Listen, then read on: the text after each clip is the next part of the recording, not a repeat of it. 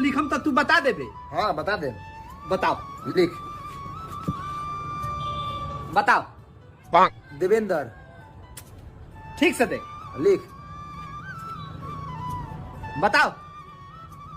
Bunty. Backward. ठीक से देख। हट। ठीक बा। बताओ। हे, बताओ। मनी मिराज। बैकवर्ड। हट। तोरा से ना होता। अब तू बता। अरे साला हवा हूँ ना, कितना बने तो हवा उतर रहे हैं। हवा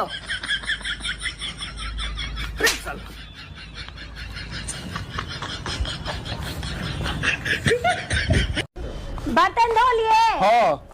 कपड़ा धो लिए? हाँ। खाना बना लिए? ना। अरे कब तक अपनी बीबी को हाँ या ना में जवाब देता रहेगा? भाई हाँ। इस दुनिया में कितने देश है?